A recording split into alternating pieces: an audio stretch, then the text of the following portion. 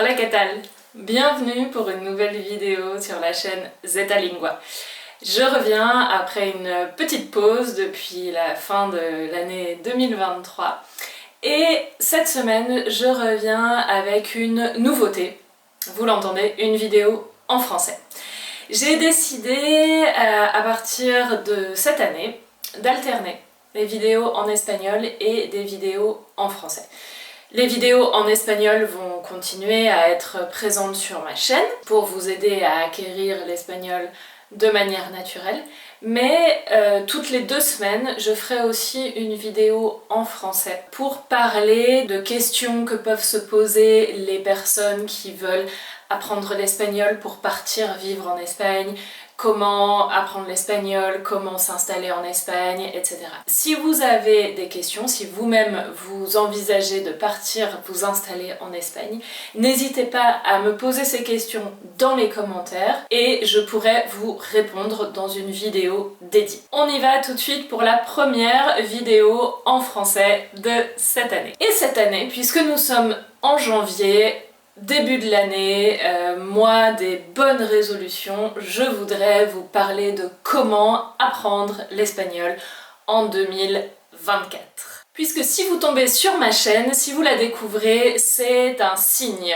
que 2024 c'est l'année où vous allez vous mettre ou vous remettre à l'espagnol dans le but de partir vous installer en Espagne. Alors, quand on dit qu'on va se mettre ou qu'on va se remettre à l'espagnol, ça peut paraître très compliqué et maîtriser une langue suffisamment bien pour la parler au quotidien, effectivement, ça demande du travail. Mais dans cette vidéo, je vais vous expliquer la meilleure façon, selon moi, mais pas que selon moi, selon aussi la science, et vous donner des pistes pour que ce soit quelque chose de plus facile et de plus agréable pour cette année 2024. La meilleure façon pour apprendre l'espagnol, c'est de ne pas l'apprendre. Oui, je sais, ça semble un peu étrange. C'est de l'acquérir. Si vous voulez comprendre la différence entre apprendre une langue, apprendre l'espagnol et acquérir l'espagnol, je vous laisse la vidéo de présentation de ma chaîne juste en dessous. Vous l'avez, elle est en français également. Et je vous parle du fait que apprendre, ça demande de mémoriser, alors que acquérir, c'est une expérience beaucoup plus immersive, beaucoup plus intuitive et ça fonctionne beaucoup mieux pour le cerveau. Et pour acquérir l'espagnol, vous allez avoir besoin de beaucoup d'input compréhensible. Dans la vidéo de présentation de ma chaîne, je vous explique également ce que c'est l'input compréhensible. Donc si vous ne connaissez pas ces termes, acquisition et input compréhensible, je vous invite à regarder la vidéo de présentation qui est juste en dessous. Et l'input compréhensible, il va falloir qu'il soit à votre niveau d'espagnol plus 1 pour que vous puissiez faire des progrès. Donc l'input compréhensible, c'est tout ce que vous allez entendre en espagnol et tout ce que vous allez lire en espagnol, tout ce qui rentre dans votre cerveau en définitive. Et bien sûr, il faut que vous compreniez ce que vous entendez, ce que vous regardez, ce que vous lisez.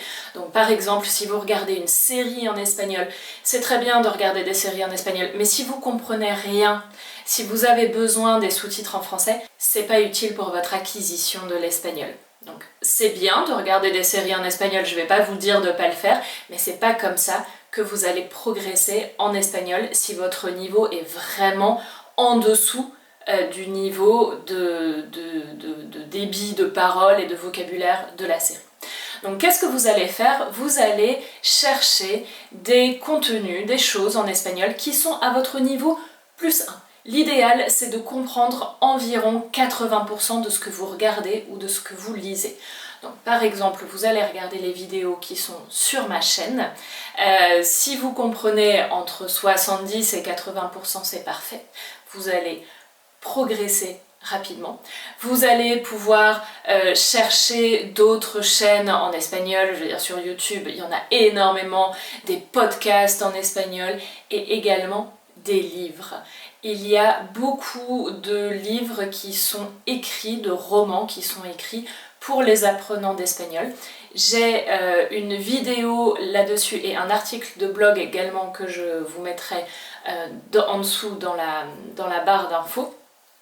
Et vous allez pouvoir lire en espagnol, parce que lire c'est la meilleure façon pour acquérir une langue, surtout quand on débute. On peut aller à son rythme, tranquillement. Quand on lit, on retient beaucoup mieux la grammaire, on retient beaucoup mieux la conjugaison, on retient beaucoup mieux le vocabulaire. Donc ça doit vraiment être la base pour cette année 2024 de votre acquisition de l'espagnol. C'est trouver des choses en espagnol qui vous soient compréhensibles et qui soient un tout petit peu au-dessus de votre niveau pour que vous progressiez, bien évidemment. Et ça, il va pas falloir le faire juste une fois par semaine, parce que je dis toujours que acquérir une langue, acquérir l'espagnol, c'est comme courir un marathon, c'est comme s'entraîner pour un marathon. Si vous partez de zéro en course ou que vous courez de temps en temps, vous ne pouvez pas prétendre à courir un marathon en vous entraînant juste 1 heure par semaine. Ça va être compliqué. Pour parler espagnol, c'est exactement la même chose. Si vous voulez vraiment voir des progrès relativement rapidement et que vous voulez sentir que vous avancez, il va falloir consacrer du temps. Donc mon deuxième conseil pour cette année pour apprendre, acquérir l'espagnol en 2024, c'est de réserver du temps à ça. C'est vraiment un projet. Si vous voulez aller vous installer en Espagne, ou si vous habitez déjà en Espagne, mais que vous voulez pouvoir parler, communiquer autour de vous avec votre environnement hispanophone, il faut réserver du temps. Il faut que vous bloquiez du temps dans votre agenda, dans votre emploi du temps, pour lire en espagnol, pour écouter de l'espagnol, pour travailler votre espagnol, parce que ça va pas se faire en un claquement de doigts. Mon troisième conseil, ça va être d'utiliser une application pour retenir le vocabulaire que vous acquérez au fur et à mesure de vos progrès en espagnol. Alors moi, quand j'ai appris l'espagnol, c'était à la fin des années 90, au début des années 2000, donc il n'y avait pas d'application, tout ça. J'avais un petit carnet, donc si vous êtes plutôt papier et stylo, ça marche aussi. J'avais un carnet où je notais les mots que j'apprenais quand je lisais, quand je regardais, bon, pas une vidéo YouTube parce que ça n'existait pas à l'époque, quand je regardais voilà, la télé, ces choses-là. Et à chaque fois, j'écrivais. Et pour moi, juste le fait déjà d'écrire à la main dans un carnet ces mots que j'apprenais, ça m'aidait à les retenir. Et ensuite, de temps en temps, je relisais ce carnet. Quand j'habitais en Espagne, j'avais ce carnet sur la table du salon, devant la télé. Voilà, quand je regardais la télé, je notais, ou quand je parlais, j'étais en coloc à l'époque, quand je parlais avec ma coloc et qu'elle me disait un mot que je connaissais pas, je lui disais attends, répète, qu'est-ce que ça veut dire? Et je le notais dans mon petit carnet. Et je notais à côté la traduction en français. Il y a des applications pour ça qui sont très utiles.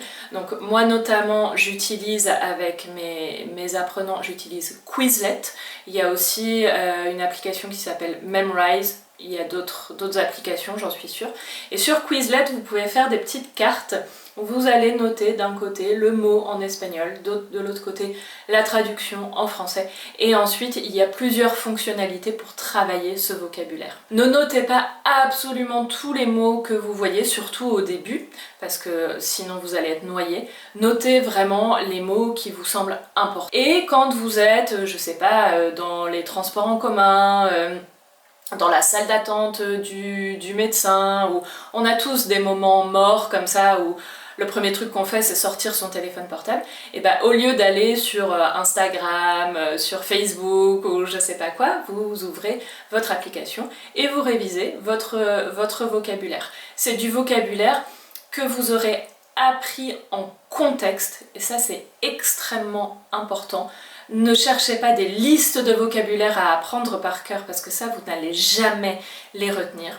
Vraiment, cherchez à avoir toujours un contexte, donc que ce soit dans une de mes vidéos YouTube ou les vidéos de quelqu'un d'autre, un roman en espagnol, ou tout ce que vous allez écouter et lire, vous allez associer toujours le vocabulaire au contexte où vous l'avez appris et vous allez vous dire « Ah oui, c'est vrai, je me souviens, ce mot-là, je l'ai appris à tel endroit. » Mon conseil suivant, c'est toujours au niveau des applications, par contre, virez Duolingo, s'il vous plaît. Alors, le problème de Duolingo et de toutes ces applications, c'est que oui, d'accord, vous allez peut-être arriver très bien à faire les exercices, les différentes activités, c'est rigolo, c'est coloré, voilà, c'est très bien, mais ça ne vous incite pas à communiquer, puisque a priori, si vous souhaitez apprendre l'espagnol, c'est pour pouvoir